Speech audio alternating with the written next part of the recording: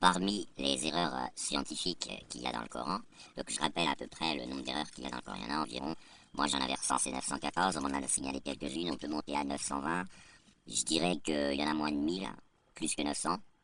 Quelques-unes de celles que j'ai recensées sont des demi-erreurs, des incohérences qui seraient pas forcément très faciles à argumenter pour quelqu'un qui voudrait dire que c'est pas des erreurs. D'autres sont des erreurs fatales. Certaines erreurs sont des absences, par exemple l'absence de paradis pour les femmes. Pas seulement leur absence, mais leur absence, cette absence non motivée. J'ai fait toute une vidéo là-dessus juste avant. Mais surtout là, ce que je vais évoquer, c'est pas tellement les erreurs qui sont évoquées dans les débats, les erreurs scientifiques. C'est une catégorie d'erreurs en fait qui ne peut pas être évoquée dans les débats puisque les gens n'ont pas les diplômes et la compétence scientifique suffisante pour les évoquer. Il est donc tout à fait naturel de ne pas les évoquer. Pourtant, c'est des erreurs qui sont beaucoup plus profondes et beaucoup plus disqualifiantes pour le Coran. Et qui d'ailleurs, ce sont des erreurs qui sont aussi disqualifiantes un peu pour la Bible, un peu pour la Torah, mais la Torah est pas tellement concernée parce qu'elle ne fait pas elle n'affirme rien à la Torah, elle n'affirme rien sur le. Enfin, elle dit Dieu a créé la terre en 6 jours, il s'est reposé le septième jour, voilà. Plus ou moins, une fois que vous avez dit ça, vous avez tout dit. Hein. Sur la Torah, il n'y a pas de. Le reste, c'est des recettes de cuisine, un récit, un narratif qui raconte l'histoire de Moïse et tous les tours de magie qui sont arrivés autour. Ça, il y a plein de films qui ont été faits, qui retracent d'ailleurs d'une manière. Après, peut-être, je sais pas si les puristes seraient contents, mais si vous voulez, les films qui ont été faits racontant la Torah, c'est un scénario de film fantastique. Donc voilà, vous pouvez toujours dire qu'un film fantastique, ça contient des erreurs scientifiques. Perso, je dirais, j'ai même pas eu à sortir un stylo ou à. Voilà, on pense pas à des erreurs quand on lit la Torah ensuite dans l'évangile. Il paraît qu'il y en a un certain nombre, mais elles ne sont. Moi, j'ai pas lu les évangiles personnellement. De toute façon, ce qui se passe, c'est que les évangiles viennent pas de Dieu. Les chrétiens disent que les évangiles ne viennent pas de Dieu. Je dis, bah, attention, soyons précis, c'est que la religion, le christianisme, ne dit pas que les évangiles viennent de Dieu, il dit que les évangiles sont des témoignages de mecs qui étaient contemporains de Jésus. Donc si vous trouvez une erreur, vous pourrez toujours dire que c'est une erreur du mec, une imperfection du mec, etc. Ça mangera pas de pain. Donc le sujet n'est pas non plus très important avec les évangiles. D'ailleurs, la même argument pourrait s'appliquer à la Torah, mais la Torah, Dieu est évoqué à la troisième personne. Ça commence par Dieu a créé la terre en 6 jours, il s'est reposé le septième jour. Donc si vous voulez, dès lors qu'il y a un narrateur qui n'est pas Dieu lui-même, et tout au long de la Torah ça se voit, et par là quand vous interrogez des adeptes du judaïsme qui sont spécialisés, ils vous disent que tout est métaphorique. Donc à partir de là l'affaire est close. Par contre quand vous demandez à des spécialistes du Coran, c'est exactement l'opposé, ils disent tout est littéral, c'est la parole de Dieu à la virgule près le Coran.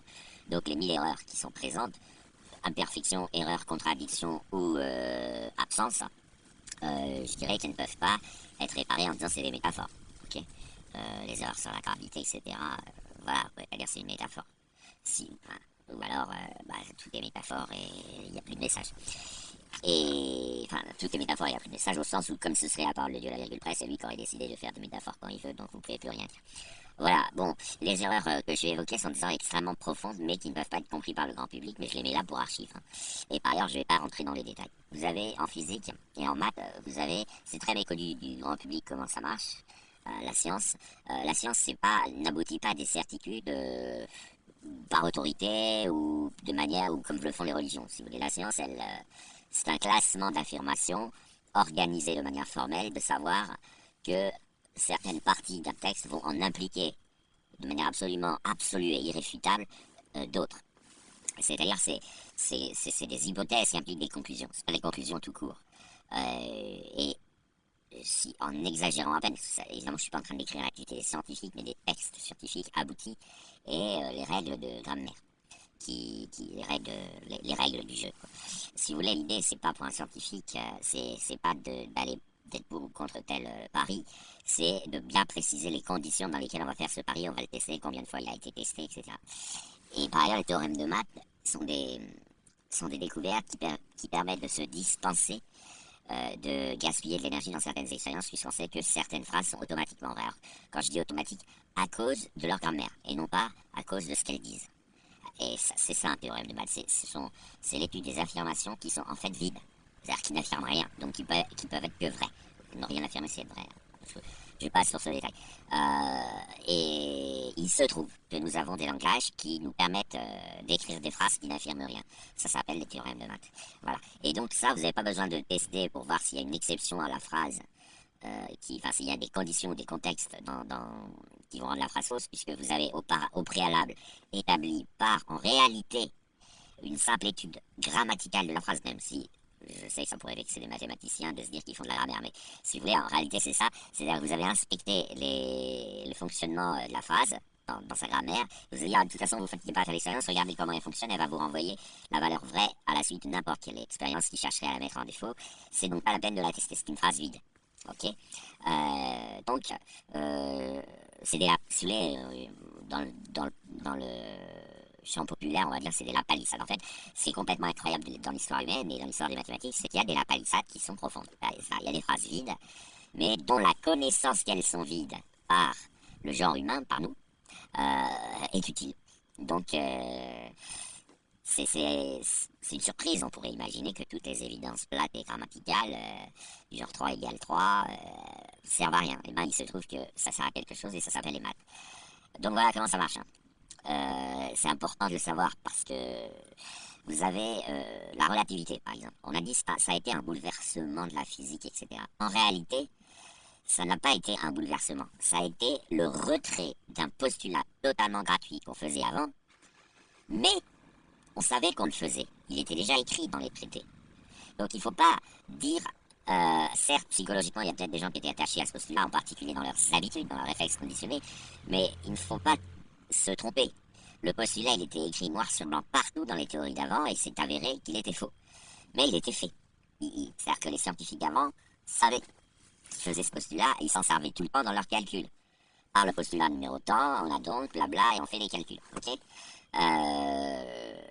et avec la relativité, la découverte de la relativité, ce qui s'est passé, c'est que d'abord, les mecs, ils ont continué d'être attachés de manière consciente, je dis bien de manière consciente, à ce postulat, se sont battus, Poincaré et compagnie, hein, putain, Lorentz, etc. Parce qu'ils voulaient le garder, mais c'était affectif, mais ils trichaient pas, ils disaient on va le garder. On va pas renoncer au temps absolu, il faut pas déconner, quoi. Ils disaient on va le garder. Et c'est Einstein qui n'a pas fait la part des calculs les plus difficiles, qui a dit mais putain renoncez-y, point. On s'en fout, en fait on a prouvé qu'il était faux, donc à quoi ça sert de le garder? C'est nous. Et si vous voulez une lettre, enfin une variable, un paramètre physique, finalement les mecs ils disent on veut que ce soit égal à 0, on veut que ce soit égal à 0, et puis bon Einstein est venu, tous les calculs étaient déjà quasiment faits, et Einstein a dit attendez, on fait des expériences qui nous disent qu'il ne vaut pas 0, pourquoi vous voulez le garder égal à 0? Et puis bah et finalement il s'est retrouvé égal à un temps divisé par une distance qui est en fait l'inverse de la vitesse de la lumière. Par ailleurs, parce que ça c'est vraiment important, si vous prenez un espace avec une seule dimension d'espace et une seule dimension de temps, vous vous retrouvez avec, vous pouvez passer d'un paramétrage des événements, donc c'est un plan, hein, ça vous fait un plan abscisse ordonné, en abscisse vous pouvez mettre le temps, en ordonnée vous pouvez mettre l'espace, et vous avez donc l'adresse de tous les événements de votre espace, on va dire, de travail, et vous dites par symétrie, par le fait que je ne sois pas capable de faire une différence si on va à une certaine vitesse ou si on va à une certaine autre vitesse. Hein. Dans un train, si vous ne regardez pas le paysage qui défile à l'extérieur, s'il n'y a pas de vibration, les lois de la physique sont les mêmes qu'à l'extérieur, etc. Vous vous retrouvez finalement à poser un seul postulat, enfin deux postulats. Premier postulat, on va faire que les droites restent des droites. Et deuxième postulat, on va dire que quand deux personnes différentes, utilisant un système de repérage différent, donc en vitesse l'une par rapport à l'autre, vous voyez, adressent les événements, la matrice de passage de l'une à l'autre est idempotente. C'est-à-dire elles utilisent la même matrice. Alors il faut retourner l'axe des x pour ça, mais vous faites a au carré égale identité. Donc vous voyez, on n'est pas au niveau tout à fait du grand public, il y en a qui peuvent comprendre et puis c'est par le sujet de la vidéo et pas faire un cours, mais a au carré égale identité vous donne la relativité. Et alors, quand vous faites A au carré égale identité, à un moment donné, votre matrice, il y a donc des conditions qui donnent à votre matrice une certaine forme. Et en plus de ça, vous pouvez vous mettre à l'aise en changeant les unités. Par exemple, vous pouvez dire, oh, au lieu de prendre le centimètre, je prends le miles, etc. Ce qui fait que vous allez encore pouvoir simplifier sans rien ajouter comme postulat, puisque vous changez juste les unités. De la même manière pour les deux personnes qui se regardent. Donc chacune voit l'autre aller à la vitesse V. Et en changeant les unités, vous pouvez mettre les deux éléments antidiagonaux à la valeur 1. Et il se trouve, et ça concerne l'espace et le temps comme ça pourrait concerner absolument n'importe quoi qui se représente en 2 dimensions, que ce changement d'unité qui va vous mettre la valeur 1 sur c'est-à-dire en bas à gauche et en haut à droite, vous mettez la même valeur, pardon, vous mettez pas la valeur 1, vous mettez la même valeur, et c'est en changeant les unités, vous mettez la même valeur, donc vous pouvez l'appeler A par exemple, vous aurez donc une matrice qui sera de la forme en haut à gauche, un certain truc qui s'appelle aujourd'hui gamma en relativité, qui sera aussi en bas à droite, et puis vous aurez A en haut à droite et A en bas à gauche, et le V auquel s'observent les deux personnes, c'est A divisé par gamma. Donc, il n'y a rien à faire. Vous voyez, c'est-à-dire que, contrairement à ce que pensent les gens, tout ce que je vous dis à part les préparatifs, c'est du niveau collège. Vous avez dit, regardez ce que voulait dire, c'est symétrique. Tout simplement. Alors après, on retourne l'axe des X, blabla, parce que, pardon, ce que je viens de dire, c'est la première colonne, c'est moins gamma, moins A, et la deuxième colonne, c'est gamma A. C'est A gamma. Ok. Et après, vous retournez, voilà, on regarde les choses dans le même sens. Donc, il y en a un qui voit l'un, l'autre aller à la vitesse V, l'autre voit l'un aller à la vitesse moins V. Et puis, vous avez l'équation d'actuelle, vous avez la relativité restreinte intégralement. Voilà. Après, vous faites varier V, et vous constatez que si vous avez rechoisi vos unités de manière qu'il y a en haut à droite et en bas à gauche, de manière qu'il y ait le même truc, le même A, vous savez qu'il y a une vitesse, 10 vitesses de la causalité qui vaut 1. Voilà. Mais là, vous auriez toujours pu faire qu'elle valait 1, même avant. Newton, il l'avait mise à l'infini pour pouvoir avoir un zéro, parce que son inverse soit 0. Mais c'était un choix, c'était un postulat arbitraire. Et on était conscient de ce postulat, puisqu'on mettait bien à 0 tous les calculs qu'on faisait, on disait pas la causalité a mis un temps non nul à aller de là à là. C'est nous qui avions du mal à aller vite, c'est pas la causalité en soi. Et on peut le prouver. On peut prouver que la causalité vérifie une sorte d'équation x plus 1 égale x. Il était donc normal de choisir le concept d'infini pour elle, pour sa vitesse, mais quand je dis normal, c'était conventionnel, parce que pour avoir x plus 1 égale x, il faut que votre plus, et pour avoir que x plus 1 égale x fasse que x vaut l'infini, il faut que votre plus ait un certain sens bien précis, qui n'était absolument pas dans les axiomes. Il fallait l'ajouter. Ils ont ajouté que c'était le vrai plus des nombres. Voilà, et il se trouve qu'aujourd'hui, c'est pas le vrai plus des nombres, c'est un plus qui marche comme ça. Le x plus y d'aujourd'hui, c'est en fait x plus y divisé, le tout divisé par 1 plus x fois y. Bon, après, ça nous amène à tout un tas de bricoles, peu importe. Mais je veux dire, tout ça, vous pouvez l'exposer en quelques heures, et ça vous donne la relativité d'Einstein, dont vous savez que c'est célèbre. Donc, vous voyez.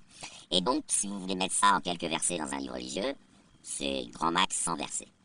Par ailleurs, c'est d'une telle importance d'avoir renoncé au zéro pour le temps mis par la causalité, c'est-à-dire d'avoir associé à un nombre fini qui est devenu d'ailleurs en physique une constante, on appelle ça une constante de la nature, qui est ils appellent ça la vitesse de la lumière. On ne sait pas si la vitesse de la lumière va à la vitesse maximum de la causalité, mais en tout cas c'est très proche. Hein. Enfin, les expériences montrent que c'est vraiment très très très très proche. Bon, le fait que cet infini ait été mis à 300 000 km par seconde environ, si vous voulez, vous l'expliquez en 2 pages de versets. Sachant que Dieu, il est censé... Et par ailleurs, quand on connaît un peu la science et la technique, il n'est pas possible d'envisager que Dieu oublie d'en parler dans un livre religieux, même si c'est un livre de morale. Pourquoi? Parce que, à cause de ça, l'énergie, chose qui préoccupe tout le monde en permanence sur notre planète. L'énergie qui nous est fournie par le soleil, hein, en l'occurrence. Et en plus, on récolte une toute petite partie de l'énergie du soleil, hein, puisqu'on ne récolte que la place angulaire occupée par la Terre sur la sphère qui entoure le soleil à 150 millions de kilomètres. Imaginez tout ce qu'il envoie. Hein. Mais le reste est perdu. Alors, il y en a un peu qui arrive sur Mercure, un peu qui arrive sur Vénus, un peu sur la Terre, un peu sur Mars, un peu sur Jupiter, etc. Et le reste, ça s'en va. Ça s'en va dans l'espace, observé par les extraterrestres au loin qui voient le soleil comme une étoile lointaine. Mais le peu qu'on soit, la petite proportion d'énergie solaire qu'on reçoit sur la Terre, et ça n'empêche, c'est toute l'énergie dont on dispose. C'est ce qui fait fondre l'eau, enfin pas fondre, pardon, l'eau est déjà liquide souvent, mais c'est ce qui fait s'évaporer l'eau et provoque la pluie et nous permet d'installer des barrages ensuite pour récupérer l'énergie. Encore faut-il pouvoir la stocker, mais il y a des moyens, etc., etc. Du coup, et puis bon, tout le pétrole, enfin bref, toute l'énergie qu'on a, ça nous vient du soleil. Un peu de la Terre, mais parce que le soleil la lui a fourni. L'énergie, si vous ne parlez pas de ce petit raisonnement enfantin que j'ai fait juste avant, même si vous avez eu du mal à le comprendre, c'est pas très important. Si vous n'en parlez pas, il n'y a absolument rien qui fait que les choses pèsent en poids. Je m'explique. Quand l'énergie, prenez de l'énergie renfermée dans un ballon de foot et appuyez dans un ballon, mais la paroi est infiniment et sans masse. C'est juste une paroi qui sert à maintenir l'énergie. Ça peut être du gaz à l'intérieur, ça peut être absolument n'importe quoi. Maintenant, avec votre doigt, dans l'espace vide absolu, vous voulez pousser le ballon, mais vous ne sentirez même pas le ballon, vous allez le pousser si vous n'avez pas une vitesse finie de la causalité. Vous voyez, il n'y a rien de mathématique qui va faire que quand vous poussez un truc, il va résister. Pourquoi ça résiste quand il y a une causalité absolue qui va à une vitesse maximum finie? Parce que quand vous poussez un point du ballon, l'autre point diamétralement opposé n'avance pas tout de suite. Ce qui fait que vous allez compresser le ballon et que l'énergie contenue dedans va renvoyer une pression qui va augmenter. Et une fois que vous mettez tout ça dans les calculs, vous obtenez E égale MC2. Ce que je viens de vous dire, c'est du français. Mais une fois que vous mettez tout ça dans du calcul, vous voyez pourquoi déplacer de l'énergie nécessite un effort. Accélérer un truc dans lequel il y a de l'énergie stockée, bah ça nécessite un effort. Alors, un tout petit effort, hein, un tout petit effort. On va pas se mentir, il faut mettre énormément d'énergie dans un ballon pour que vous ayez l'impression qu'il résiste à la poussée. Mais il se trouve que il y a plein de choses remplies d'énergie très compressées, les particules élémentaires, la matière, au point même que cette énergie concentrée, c'est un peu comme si vous aviez fabriqué des plaques de chocolat, vous êtes tellement compressé que ça devient du solide, alors qu'au départ c'était de la poudre de cacao avec un peu d'eau, mais vous compressez, et ça devient un truc compact, solide. Vous pouvez imaginer ça pour tout un tas d'autres trucs, hein, pour de la farine, pour ceci, pour cela. Au point même, si vous voulez, qu'on avait, les physiciens avant, ils avaient fait un refoulement. Ils voyaient, il y a un truc qu'ils appelaient la masse, et cette masse, ils ne voyaient pas que c'était de l'énergie. Ils considéraient que c'était de l'énergie que quand elle bouge. C'est-à-dire, ils appelaient ça l'énergie cinétique. Mais... Et puis après, ils faisaient tout un délire avec la chaleur. Bon. Mais si vous voulez, ça c'était le boulot d'avant, des physiciens d'avant. Et on a mis des siècles et des siècles à renoncer à un élément religieux, hein, qui était le temps absolu, sans aucune raison. Et à cause de cette non-renonciation, on n'avait pas l'inertie d'énergie et on avait donc inventé la masse. Il y avait même la chaleur. C'était pas très clair que c'était de l'énergie, mais que ça pouvait se transformer en de l'énergie, alors qu'en fait c'est de l'énergie tout simplement. Et voilà. Et donc c'est beaucoup plus fondamental que la rondeur de la Terre ou le fait que la Terre est plate, si vous voulez. C'est grâce à ça que vous n'avez pas de machine aujourd'hui, parce qu'en fait les choses sont beaucoup plus faciles que dans la physique d'avant. Parce que dans la physique d'avant, on ne comprenait pas, on disait un truc, il a une masse, et puis s'il nous arrive dessus en fonçant, on va sentir que c'est aussi de l'énergie, mais on ne sait pas trop faire le rapport entre les deux. On est obligé d'inventer au doigt mouillé des petits axiomes vite fait. Par exemple, on avait inventé l'axiome 1 demi de la masse fois la vitesse au carré, pour parler de son énergie cinétique, mais on avait, voilà, fallait faire un intégral de la puissance, et puis il fallait justifier que la puissance, c'est bien la vitesse multipliée par la force. C'était... Il y avait besoin de beaucoup d'engagement politique, si vous voulez. Enfin, politique, c'est pas le mot, mais beaucoup de paris. Chacun de ces paris pouvant tomber. Maintenant, dites-moi, est-ce que Dieu avait envie de le cacher aux êtres humains, ça? Enfin, on voit pas trop pourquoi. Il cachait que c'était beaucoup plus simple que ça. Et que l'inertie de l'énergie, elle provient du fait que vous pouvez pas tout déplacer d'un coup.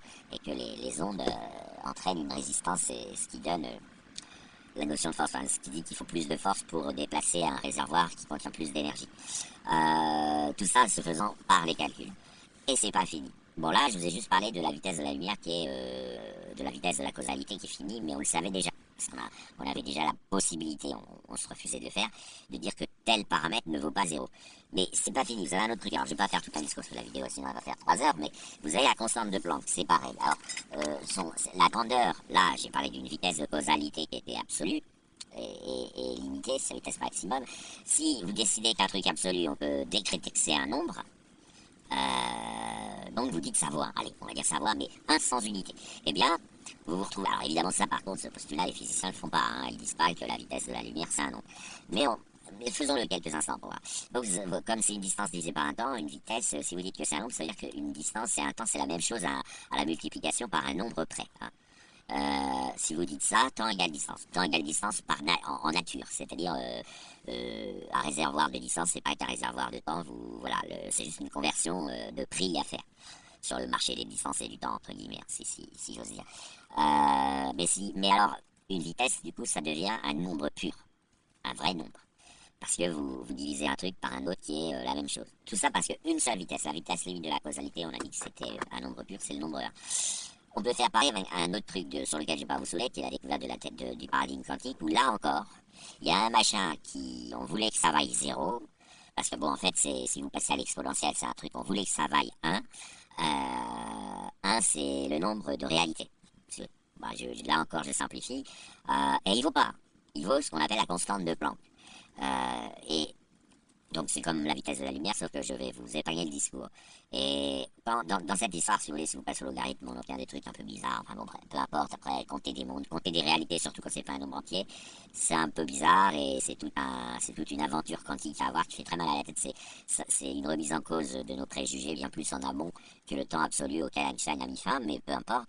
Mais la constante de Planck, c'est une unité, c'est une grandeur, c'est donc un nombre multiplié par une grandeur physique qui s'appelle une action. L'action, c'est de l'énergie multipliée par du temps. Et vu ce que j'ai dit avant, on part de la distance, ça revient au même, puisqu'on a décidé que c'était pareil en faisant la causalité égale à 1. Donc, maintenant que j'ai fait ça, j'ai donc en fait, en multipliant une énergie par un temps, on obtient, je vais faire la même chose avec la constante de Planck tellement elle est importante. Hein. Donc, je vais dire que l'action, c'est un nombre. L'action, c'est le nombre réel. Là, je vais mettre un signe égal. Bah, évidemment, les physiciens font pas ça. Je le fais juste pour vous donner une idée de ce qu'il n'y a pas dans les livres religieux. Je vais mettre un égal. Ça prend quelques secondes. Vous mettez un égal, vous mettez un 1 et vous dites, bon, bah, la constante de Planck vaut 1, la vitesse de la lumière, donc la vitesse maximum pour la causalité vaut 1. Qu'est-ce qui se passe? Ça veut dire que l'énergie fois un temps, c'est une savoir. Donc l'énergie est une fréquence, c'est-à-dire l'inverse d'un temps. Mais la masse aussi. Parce qu'en fait, le E égale mc2, c'est que énergie égale masse. Hein. De l'énergie et de la masse, c'est la même chose, c'est la même substance dans des états différents. Comme liquide, gazeux, tout ça, bah voilà, c'est la même substance. Donc vous avez la masse, c'est une fréquence, l'énergie, c'est une fréquence. Mais tenez-vous bien, la masse, c'est une fréquence. Mais quand vous calculez une accélération, vous faites quoi? Vous divisez une vitesse qui est un nombre par un temps. Ok. Alors la vitesse, encore une fois, c'est un nombre d'après les postulats précédents que j'ai utilisé pour faire une métaphore. Et bien vous obtenez qu'une accélération, c'est une fréquence. Vous obtenez accélération égale énergie égale... qu'est-ce que j'ai dit d'autre? Donc accélération égale énergie égale fréquence égale masse. Et vous obtenez qu'une masse est une accélération. Or, qu'est-ce que j'ai mis là? Hein. Les deux absolus les plus importants de la physique actuelle, la vitesse de la causalité et la constante de Planck. Et avec ça, j'ai déjà une annonce de toute la suite. Parce que je vous rappelle que Einstein, ce qu'il a rendu célèbre, c'est surtout la relativité générale. Mais pour l'instant, je suis à la relativité restreinte, c'est un calcul de Lolling, comme je viens de le dire. C'est A au carré égale identité pour une matrice. Ok. Donc, ça se mange pas de pain. Hein. C'est un exercice qu'un étudiant de L2 fait en grand max 1 heure. Après, ça dépend de la taille de la matrice. Mais pour une matrice de 2, 1 heure, c'est beaucoup. C'est être gentil avec l'étudiant. Vous vous rendez compte qu'on est à accélération égale masse égale énergie égale fréquence égale inverse d'un temps, hein, donc, et égale inverse d'une distance. Or, quelle est l'autre grande loi de la physique? Mais celle-ci, elle vient d'avant. Elle vient de Newton.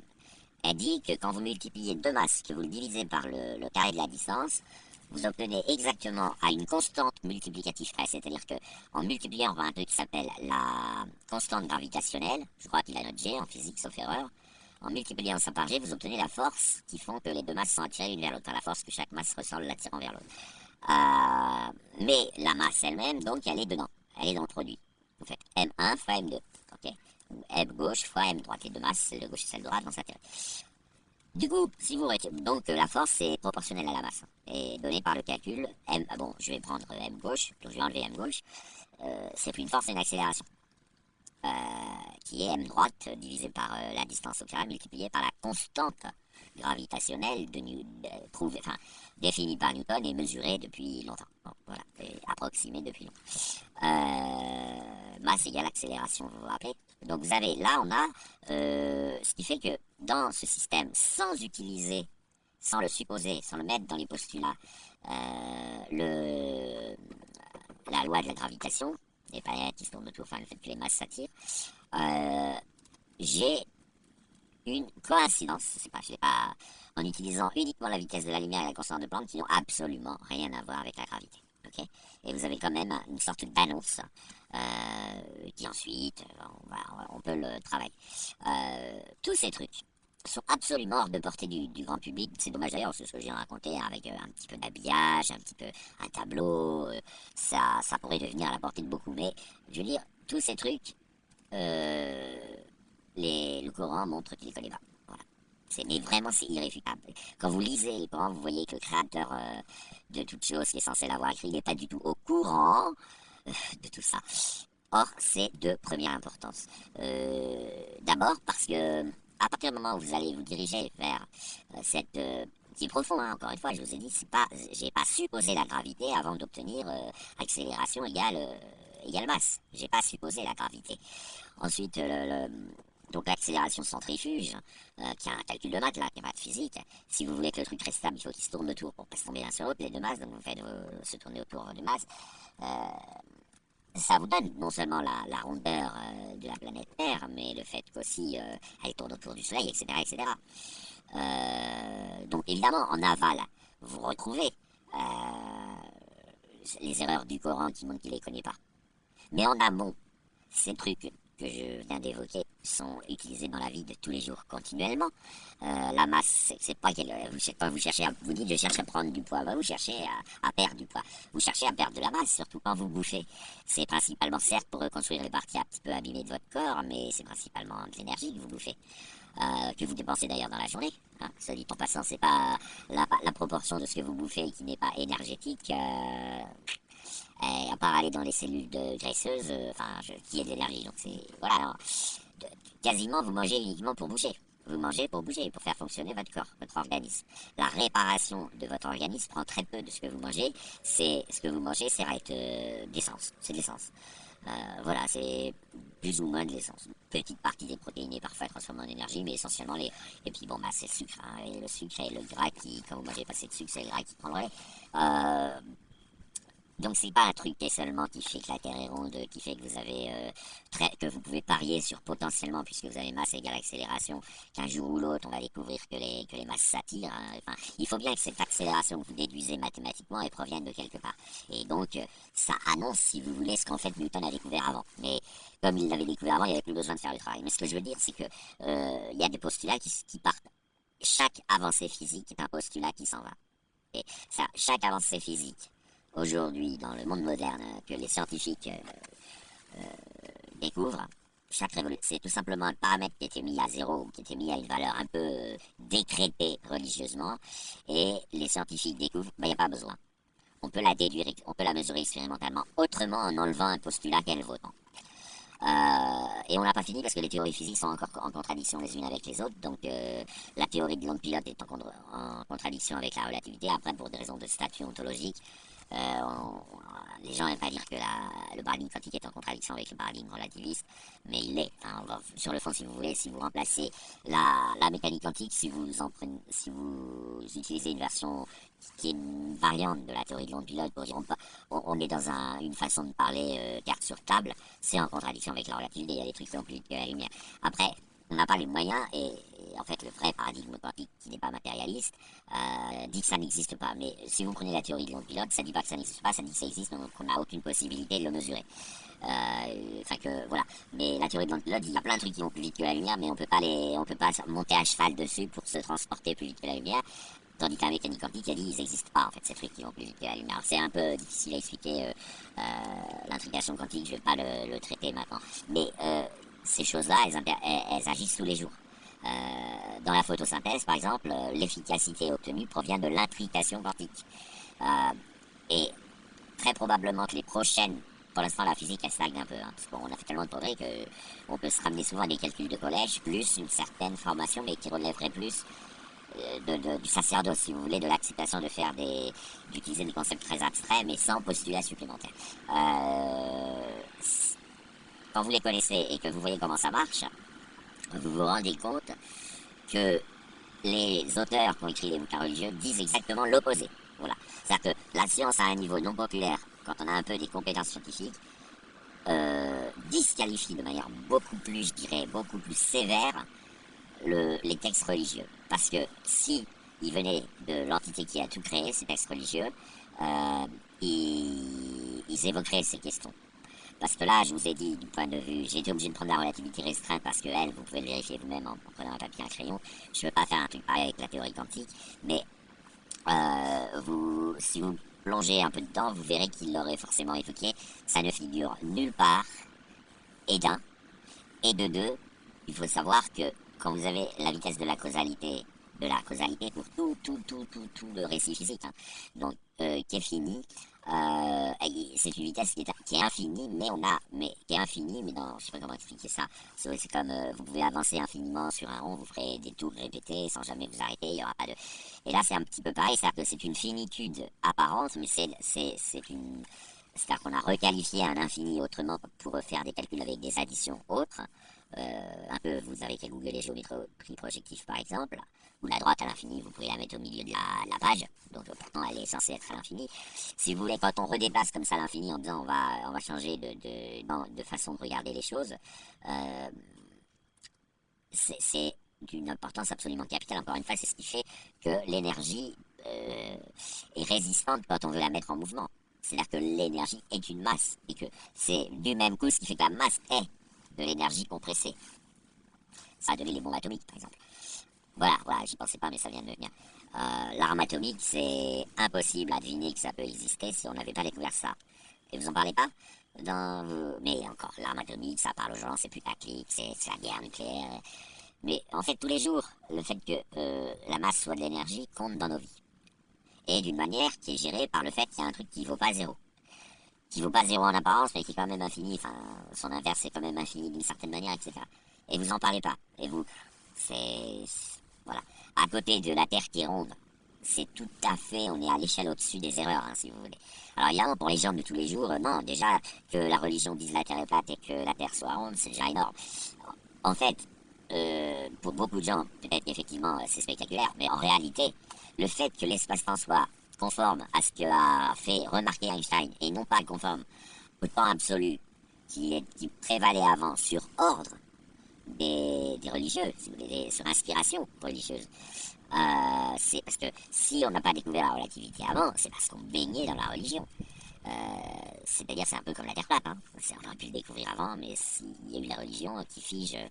Et ce temps absolu qui est très important dans les religions, puisque vous avez un jugement dernier qui vient à la fin d'une période terrestre, etc. Le fait que ce temps absolu n'existe pas du tout et qu'il y a un repère où le jugement dernier il est dans 10 secondes, je vous mens pas. Si vous allez assez vite, le jugement dernier il est dans 10 secondes. Et si vous ajoutez les nombres complexes, vous pouvez le faire, le reporter éternellement dans l'avenir. Il n'arrivera jamais, vous voyez. Et tout ça, c'est physique, c'est... Donc, comment ne pas l'évoquer? Sachant qu'il y a peut-être un jour des gens qui utiliseront, c'est pas encore le cas aujourd'hui, hein, mais il y a peut-être un jour des gens qui utiliseront ça pour retarder tout le temps leur mort. Bon, aujourd'hui c'est pas le cas, on n'est pas immortel, on vieillit, mais vous pouvez imaginer que les gens, tout en vivant un temps infini, vivent éternellement, c'est-à-dire se ralentissent, donc se conservent, et puis de façon répétée comme ça, avec une asymptote qui fait que eux ils vont vivre 50 ans, mais ce sera éternel. Ça durera un temps infini, en tout cas jusqu'à la fin de l'univers. Et c'est un peu gênant pour le jugement dernier. C'est le fait que la seule limite qui nous en empêche aujourd'hui, c'est des limites purement pratiques, mais que sur le papier, c'est tout à fait possible. Et l'entité qui a tout créé n'en parlerait pas. Enfin, je sais pas, peut-être que dans 500 ans, on pourra remonter dans le passé d'une certaine manière pour filmer vraiment ce qui s'est passé, filmer l'Arabie, etc., avec des moyens physiques déductifs. Donc personne ne pourra les contester parce qu'on n'aura pas utilisé le postulat. On aura utilisé les progrès de la déduction. Voilà. Donc, je vous invite à vous intéresser à pourquoi Dieu n'a pas parlé de la relativité, enfin pourquoi le Coran n'a pas parlé de la relativité, de la révolution autour de la relativité et de la révolution scientifique autour de la mécanique quantique. Essayez, alors je sais, comme vous connaissez pas, vous dites c'est pas si grave, puisque moi je connais pas, c'est que c'est pas si grave si le Coran connaît pas. Moi ce que je vous dis c'est que si vous connaissez, vous savez tout de suite que le Coran c'est bidon, que la Bible c'est bidon, voilà. C'est aussi simple que ça, vous pouvez pas faire cohabiter les deux, alors qu'à la rigueur, il y a des gens qui arrivent à faire cohabiter terre plate et terre ronde dans une espèce d'exercice central. Parce que c'est très matériel, finalement. Et on peut dire c'est la matrice qui nous fait croire que la Terre est ronde, en fait. Par contre, pour la relativité et la mécanique quantique, cet argument de la matrice ne marche plus. Et là, ça va être vraiment dur de trouver des arguments pour expliquer pourquoi le Coran oublie de l'évoquer, même sans aller très loin, de l'évoquer tout simplement.